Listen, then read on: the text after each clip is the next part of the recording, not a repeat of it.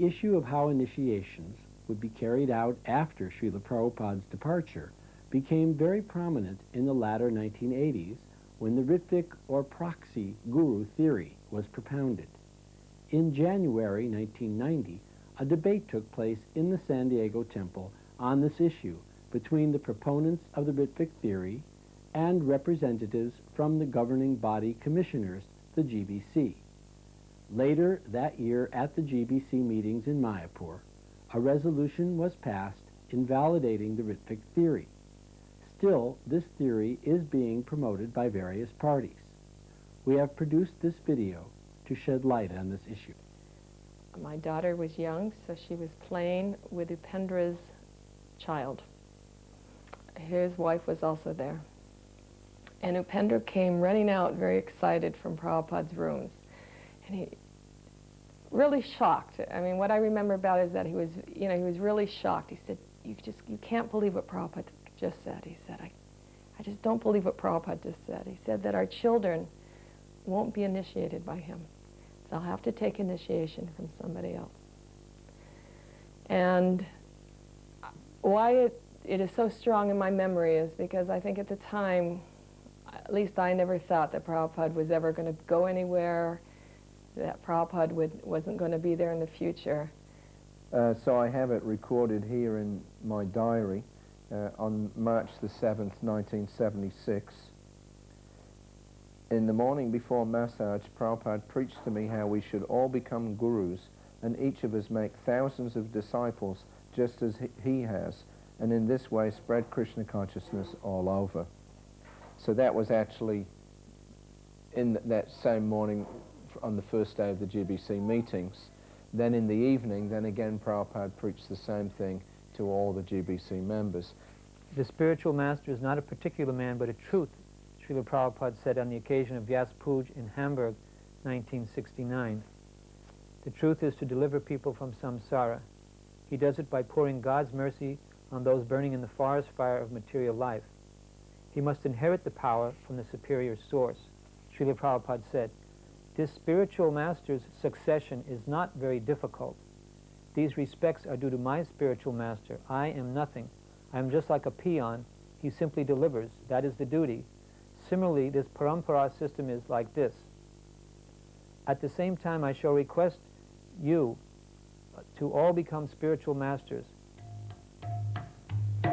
Sri Guru Charana Padma Bala Baka Ki Sadma Sri Guru Charana Padma Bala Baka Ki Sadma. When a movement's founder dies, it impacts, and there's no escaping it.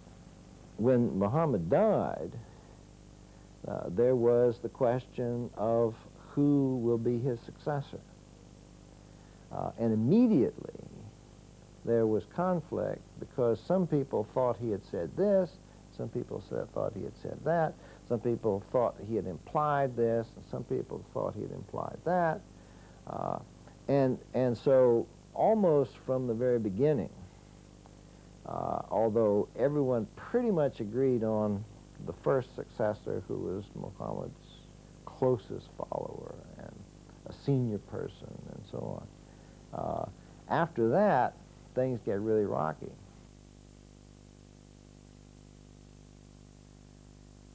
In May of 1977, Srila Prabhupada felt that he may leave soon, and he asked all the GBCs to come and be present with him.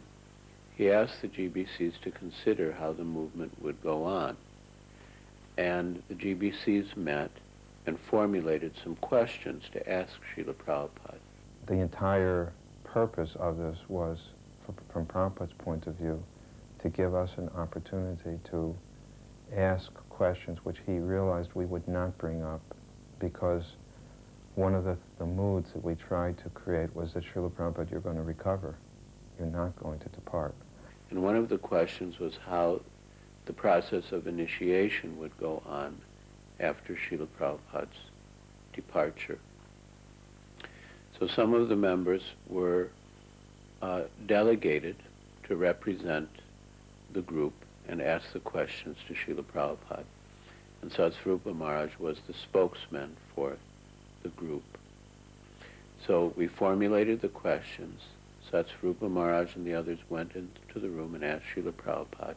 And I asked, we have a question about after you're no longer with us. I try to say it in a sort of an indirect or polite way. But after you're no longer with us, I said, how will the initiations be conducted for first and second initiation? Now, this transcript of this talk has been studied, and the words have been tortured this way and that way, so that it can be very confusing and can appear very ambiguous. But rather than me play that role now to look back at and study the script, I can just tell you at the time that it was very clear what transpired to us, and that Prabhupada said that after his disappearance, his own disciples would become gurus, and who they initiated, they would become, as he said, the disciples of my disciples, and they would be regular gurus. We asked him regarding about initiations, and he very clearly explained that those who would initiate would be his grand disciples. So when Satsvarupa Maharaj came out and told us about Srila Prabhupada's answer to the question about initiations in the future, Satsvarupa Maharaj said very simply that that some of us would become gurus and give initiation, and the disciples that we initiated would be our disciples, and they would be Srila Prabhupada's grand disciples. We had a minute book which we kept, and it would be worth looking at the minutes, and you'll see very clearly that all 17 or 18 or 19, whatever number of GBC men who were present, all signed the minute book and expressed clearly this understanding. The understanding was very clear to all of us at the time, and we all signed in the book. So the whole discussion that takes place with Prabhupada it has this type of dual mentality from our side, where on the one hand we're being requested by Prabhupada to raise questions about his departure, yet it goes totally contrary to our own desire and even our own, it practically is impossible for us to accept that he wouldn't be present. May 28, 1977, Meeting Vrindavan. Satsvarupa. Then our next question concerns initiations in the future, particularly at that time when you're no longer with us. We want to know how a first and second initiation would be conducted. Prabhupada. Yes, I can recommend some of you, after this is settled up, I can recommend some of you to act as officiating acharya. Tamal Krishna. That's called Ritvik. Ritvik, yes. Satsvarupa. Then what is the relationship of that person who gives the initiation and the Guru? He's Guru. Satsvarupa. But he does it on your behalf. Prabhupada. Yes. That is formality.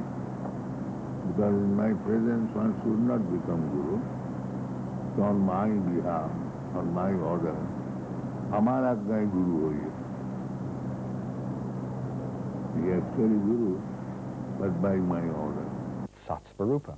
So they may also be considered your disciples. Prabhupada. Yes, they are disciples. We consider. Who? Tamal Krishna. No, he's asking that these Ritvik acharyas, they're officiating, giving diksha. They're the people who they give diksha to. Whose disciples are they? Prabhupada. They're his disciples. Prabhupada. Who is initiated. His grand disciples. Satsvarupa. Yes. Satsvarupa.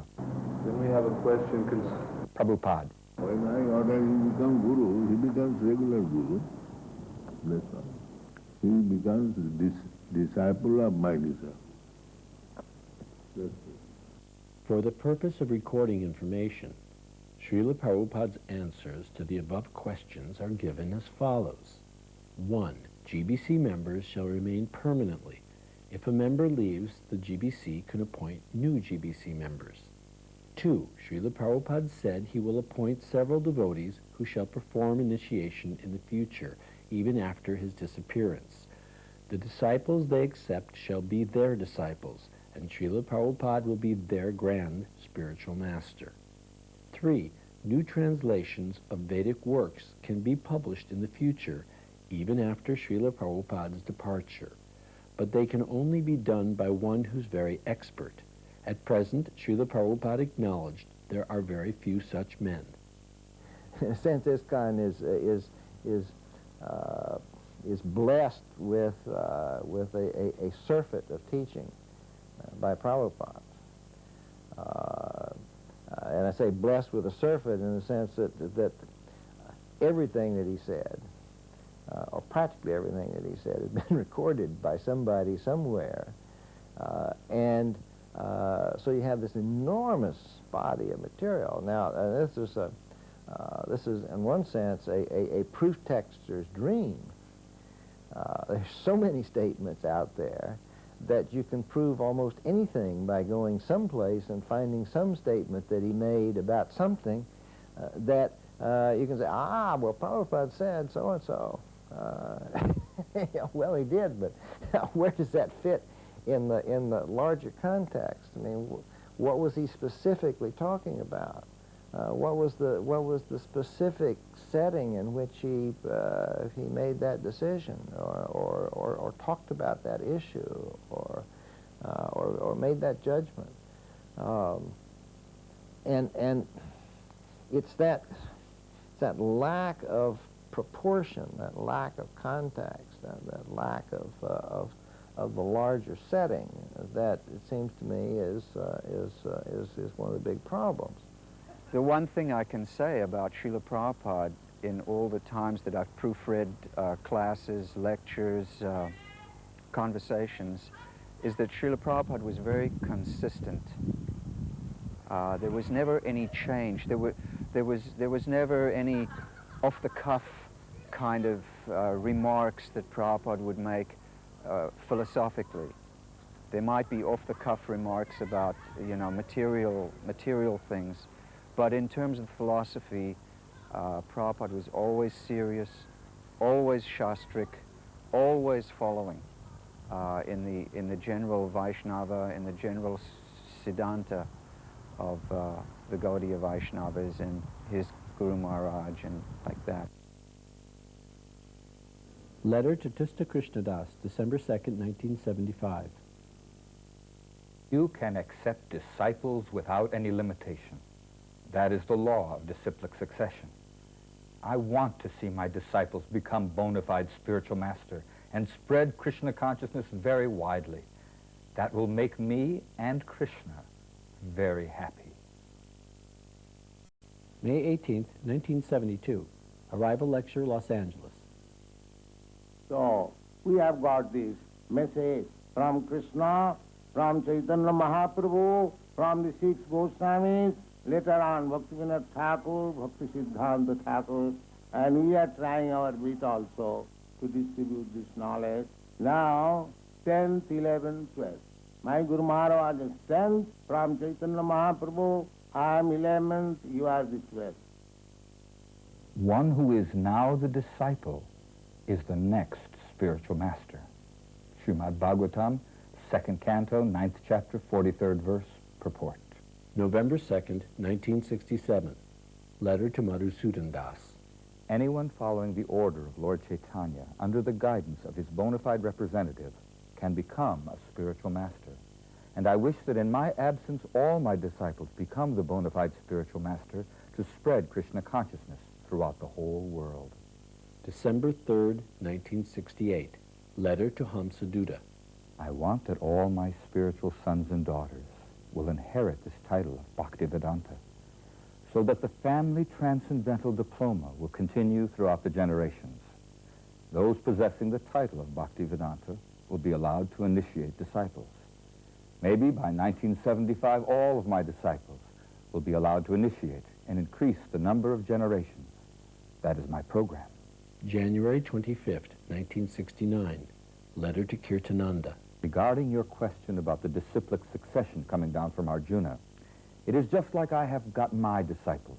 So in the future, these many disciples may have many branches of disciplic succession. So in one line of disciples, we may not see another name coming from a different line, but this does not mean that person whose name does not appear was not in the disciplic succession. When I came across Prabhupada's movement, one of the first things that struck me was that there was a disciplic succession, an unbroken line of teachers and students.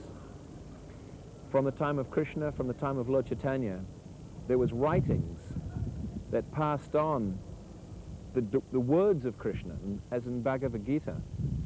And so I felt that I could, through this disciplic succession, through the parampara system, have an access to spiritual knowledge that I could never get through the tradition that I was brought up in.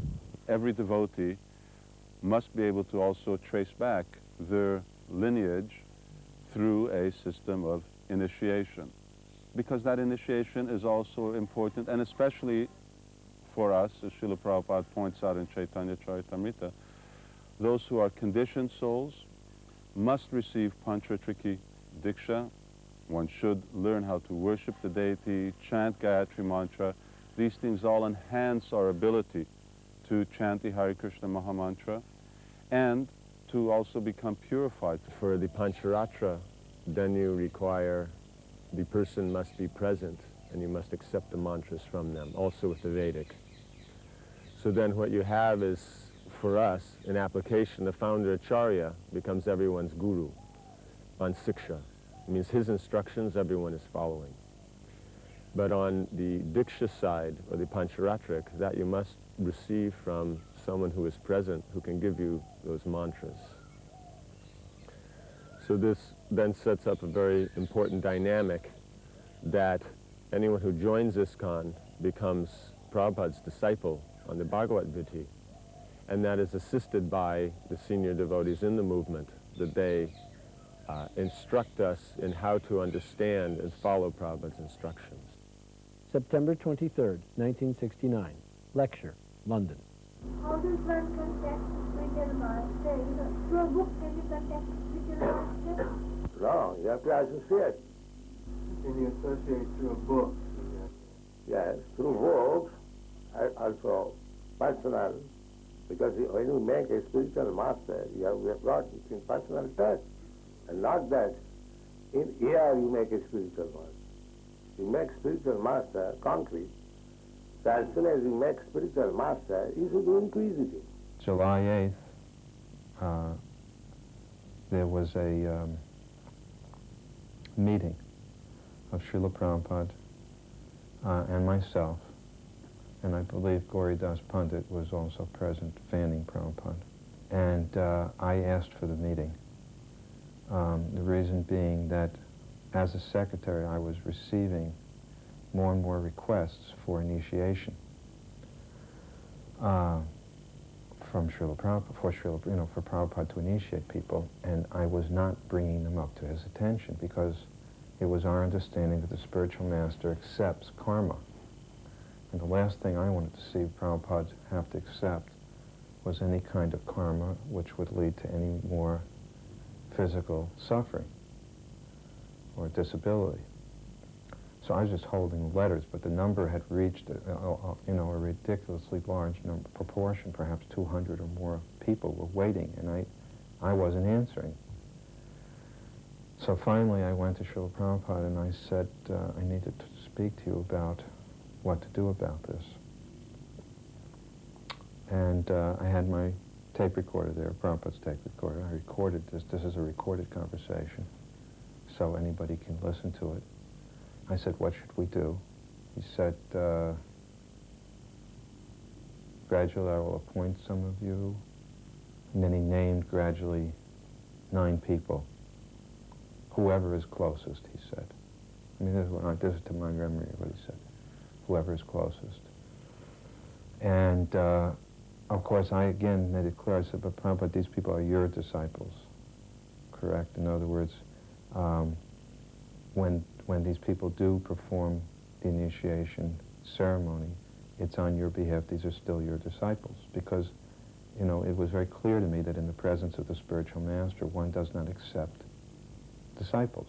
Plus, it was part of the overall point I was making, which was that this is just a temporary arrangement. This is not permanent. It's just right now while you're in this condition. And then I wrote a letter to the society, informing them that now these 11 people were authorized to, without having to consult Prabhupada, to initiate people, but that it would be, that the people who were initiated would be Prabhupada's disciples, and their names should be sent to us so that we could keep them in the book. And then I suggested to Prabhupada, you know, that it would be good that if he signed the letter and approved it so that people would know that this is authorized. And I read it to him, and he approved of it. I think in the beginning of the letter I make mention that we've already met him in May. In other words, what will happen in the future is not at issue here. We're not talking about what will happen after Prabhupada departs. We're talking about now in Prabhupada's presence. That was what the whole purpose of the letter was. This is how things will go on now. As far as what would happen in the future, after Prabhupada departed, he'd already resolved that in May. Tamal Krishna Goswami and myself, we were living together side by side, holding each other in our arms and crying when we thought Srila Prabhupada was dying, jumping into the air in elation when we thought his health was recovering. I mean, we were literally bonded together as nearly as one could be. Srila Prabhupada was cared for and prayed for by everyone in his party at every minute with the greatest sincerity and love that I've ever seen at any time in my life. Later on in July, we got a letter saying that Prabhupada had appointed some Ritvik representatives who would begin, or who would take responsibility for the whole process of initiation. They would accept the candidates. It would not need to be intimated to Srila Prabhupada who the new candidates were, but that those people that they gave initiation to would be Prabhupada's disciples. This letter, written on July 9th, 1977, by Tamal Krishna Goswami, signed by Srila Prabhupada, and sent out to all centers, is at the heart of the controversy concerning the Ritvik proxy guru dispute. The proponents of the Ritvik doctrine have focused in on this statement: now that Srila Prabhupada has named these representatives, temple presidents may henceforward send recommendations for first and second initiation to whichever of these 11 representatives are nearest their temple. So the word henceforward has been given such prominence that this word indicates that this system will go on in perpetuity. Now, if we take this word literally, and we take this document literally as Srila Prabhupada's final desire for initiation, then we have to apply that standard of precision in language and intent throughout the letter. And that is that these 11 representatives must be the ones to whom the recommendations are sent. If we take it to its logical conclusion, clearly these 11 disciples will, within 20, 30, 40, 50 years, all have disappeared from the planet. So what is the destiny of someone who is trying to follow this supposed final order of Srila Prabhupada? They need to find someone else to give them this initiation. But then they cannot be following this final order because Srila Prabhupada says here, these 11 representatives. We should approach the author of the letter to find out what he meant by the word henceforward. It's just the choice of words I used. You know, if someone looks in a dictionary and finds it has a different meaning, somehow it gives a permanence. It certainly wasn't the intention. The letter was written by me. It was not dictated by Prabhupada. It was signed by me, and it's my letter. It's not Prabhupada's letter, so it's just astounding to me that somehow my letter turns out to be the final order. And it was my suggestion that Prabhupada approved it because I thought it would add weight to it so people would know it was authorized. And it's just astounding how this becomes the basis of a new understanding of the Sampradaya. If Prabhupada himself wanted to change something, first of all, he wouldn't have had someone write a letter for him.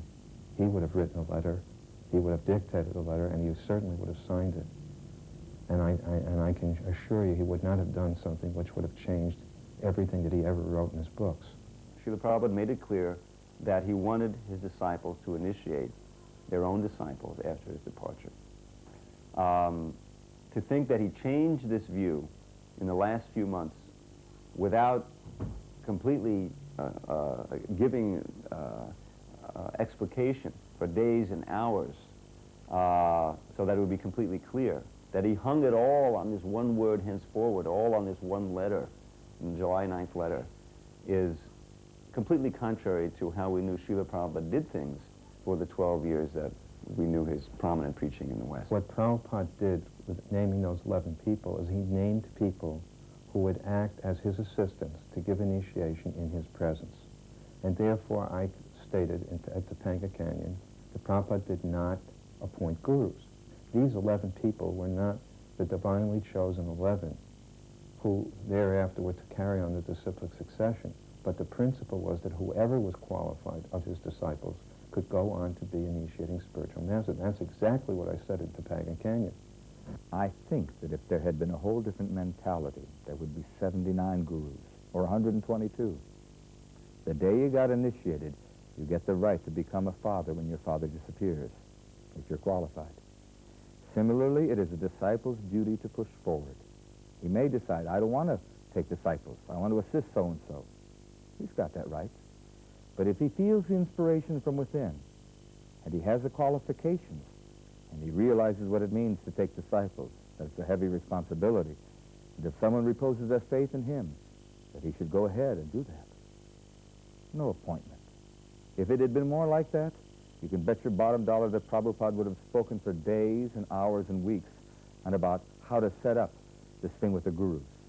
But he didn't, because he already had said it a million times. He said, my guru-maharaja did not appoint anyone. It's by qualification. And so it was likely that they would go on after his departure to accept disciples. But it was surely not limited to them. He was not saying, here are my successors.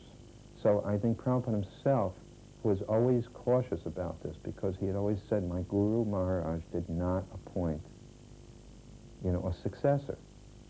And in Prabhupada's mind, the real successor in terms of the leadership was the GBC.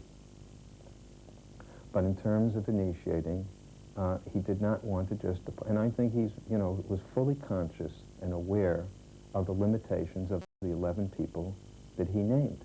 So our mistake, is that we limited it to these 11 people and elevated them to a very special position when it should have been a much more widespread phenomenon.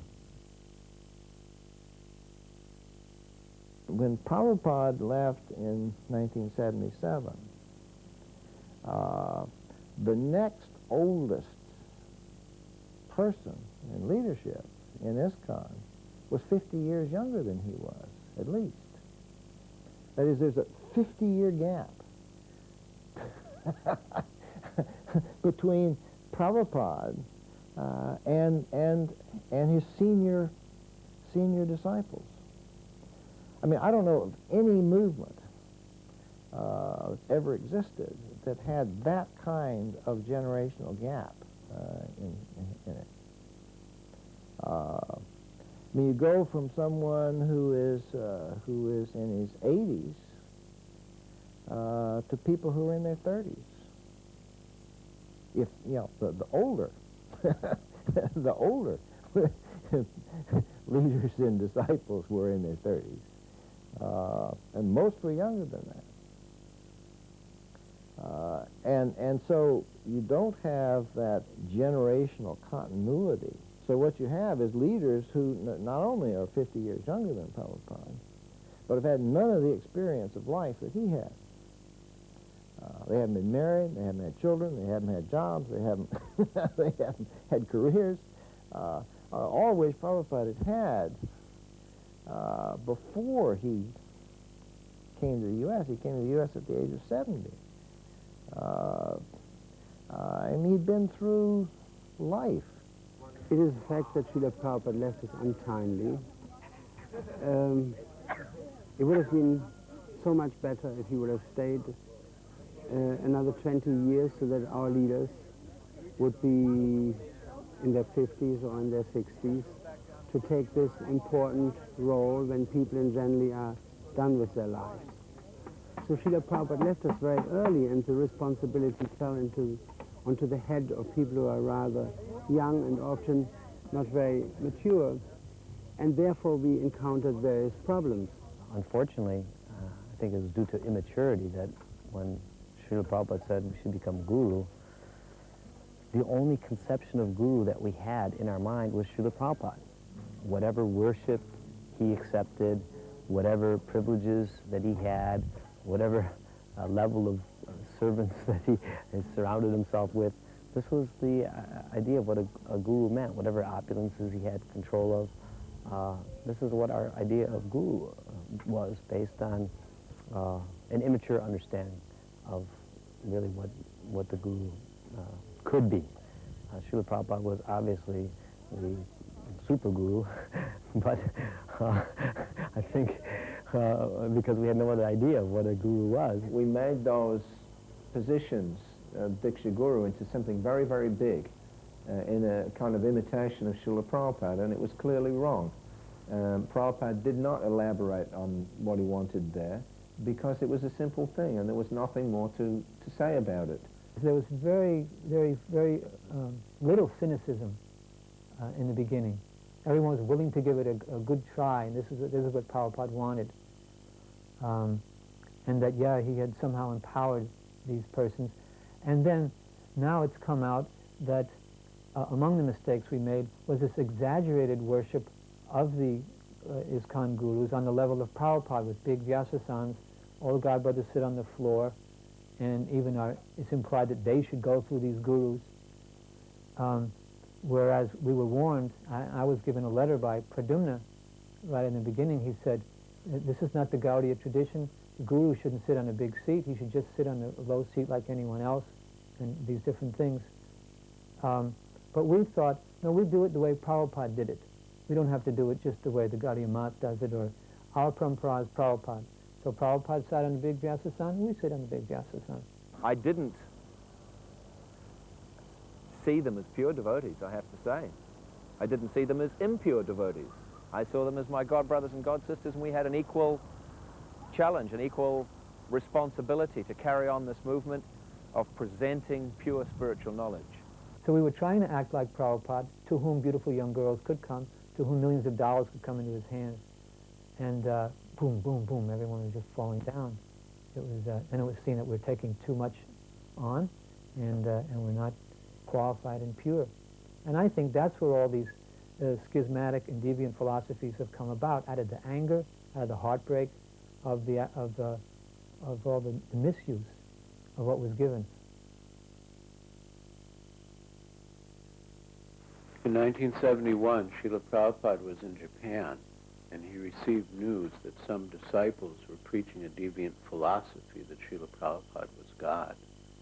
And although he was thousands of miles away, he reacted very strongly, and he completely demolished the false philosophy of the disciples. Although Srila Prabhupada was the most merciful, he would not tolerate philosophical deviation that could disturb the spiritual lives of the devotees in the movement and the movement itself. In 1974, when, at least in England, there was this controversy because Hansuduta had become the GBC. He had just become the GBC of the UK. And a lot of my godbrothers were treating him like a guru. They were wearing Hansuduta buttons, and they were dancing around him in kirtans because he was a very charismatic leader. And when Prabhupada heard this, he said, from Hansa Dutta, he thinks now he's become Paramhans. He said, generally speaking, the disciple doesn't take that type of worship until the Guru has departed. There was a question of one of his disciples, Siddhaswarupananda, who had gotten a following, even in Prabhupada's own presence, and that disturbed a lot of us. We didn't like that. He was bringing people to himself rather than directing them to Srila Prabhupada, and we felt that that was wrong. As for the point that his men are more attached to him, Siddhaswarup, than Prabhupada, Prabhupada said it was all right. It is not harmful. Each of us has to become a guru and take many disciples, but as a matter of etiquette, one should wait until his own spiritual master is left before accepting disciples. Later, he told me it was not such a serious offense, and in reply to whether one has to be a pure devotee to make disciples, he said that one has to be strictly following the principles. That is the requirement. Then he can be considered on a pure platform. April 26, 1968. Letter to Janardhan Das. A person who is liberated acharya and guru cannot commit any mistake. But there are persons who are less qualified or not liberated, but still can act as guru and acharya by strictly following the disciplic succession. June 29, 1972. Room Conversation, San Diego. So far designation is concerned, the spiritual master authorizes every one of his disciples, but it is up to the disciple to carry out the order, able to carry out or not. It is not that spiritual master is partial. Yes. He designates one and rejects other. Yes. He may do that. If the other is not qualified, he can do that. Yes. But actually his intention is not like that. Right. He wants that each and every one of his disciples become as powerful as he is, or more than. That is easy. Just like father wants every son to be as qualified or more qualified than the father. But it is up to the student, up to the son, to raise himself to that standard. If you are incapable of raising yourself to the standard of becoming spiritual master, that is not your spiritual master's fault, that is your fault. August 21st, 1968. Letter to Achyutananda and Jai Govinda. Please accept my blessings. I have received so many letters from both of you, and I am replying today summarily, especially your joint letter dated July 27, 1968, and Jai Govinda's letter dated August 19, 1968. The first thing, I warn Achyutananda, do not try to imitate. You are not in a proper position now to initiate anyone. Besides that, the etiquette is that so long the spiritual master is present, all prospective disciples should be brought to him. Therefore, if anyone is anxious to be initiated, he should first of all hear our philosophy and join chanting for at least 3 months. And then, if required, I shall send chanted beads for him if you recommend. As we are doing here, don't be allured by such maya. I am training you all to become future spiritual masters, but do not be in a hurry. There's validity to Srila Prabhupada being in the center. I think everyone likes to see that. But we can't deny the fact that Prabhupada has empowered people and he's asked us to take up responsibilities. Very often in our society there's a concept that guru means Diksha Guru, and we don't recognize that our parents, the Brahmins, sannyasis, our temple presidents, senior devotees, mothers, so on, they're also all Shiksha Gurus, because if they're also giving us transcendental knowledge by which we're advancing in spiritual life, then we should recognize that that is a Guru. We need to be able to show our respect and appreciation for them, and it's that culture of respect and appreciation which I'm concerned to see within our society. I think many more devotees would be less disturbed with the Diksha Guru culture had they actually seen that respect is given where it's actually due to those who are regularly and daily training most of our devotees, both within and without our temples. August 22nd, 1973. London Vyas Puja Address. I am very much hopeful that my disciples who are now participating today even if I die, my movements will not stop. I am very much hopeful. All these nice boys and girls who have taken so seriously, you will have to become spiritual master. You, all my disciples. April 13th, 1977. Morning walk, Bombay. Like father, like son. You should be Gauranga Bhakta, Jane. Everyone. Therefore, Caitanya Mahaprabhu said, Amara aya guru hai tare desh. He asked everyone, just become guru. Follow his instructions. You become guru. Amara agya. What I say, you do. You become a guru. Where is the difficulty? Like we said, let the buyer beware. And you have to do your research. You can't blindly surrender to someone. You can't blindly surrender your life onto one person. You have to do it intelligently. So if someone's going to sentimentally take the shelter of a spiritual master and not really do the research, not explore the relationship, I think people think that once you ask to aspire for a spiritual master, that's the contract's already signed there. But that's the part of the waiting period, to make sure that the relationship is proper and that it's working. But a lot of people will accept a spiritual master and sentimental reasons, get initiated, and then later on develop doubts. But it's very important while you're aspiring for the spiritual master to explore the relationship, the both of you, whether he's a qualified spiritual master or whether you're a qualified disciple. That's why the relationship with a living guru is so important. In specific cases within ISKCON, within GBC, we are all humans and we are all learning, and there have been difficulties individually, and this is a revolutionary movement. And when it's as Prabhupada said, that as we progress, we're going to find more and more difficulties because Maya is really going to attack. Initially, people will just ignore, but then they're going to really, rise or stand up. There were some mistakes, but this is, after all, a young movement, and there are some mistakes, but there are lots of things which are done rightly. Real final order is Prabhupada instruction. Real instruction in Prabhupada is we need to working together in cooperation, in harmony, in Krishna's consciousness. When Prabhupada arrived in Paris for the first time at the Rue La Sur temple, he came in and sat as Vyasa-san and gave his lecture, his arrival speech. And I remember Prabhupada at one point sort of pausing and looking out into the devotees. And great compassion and great, almost like with tears in his eyes, he looked at us and pleadingly said, no matter what happens, never leave ISKCON. No matter what difficulties you go through, never leave ISKCON.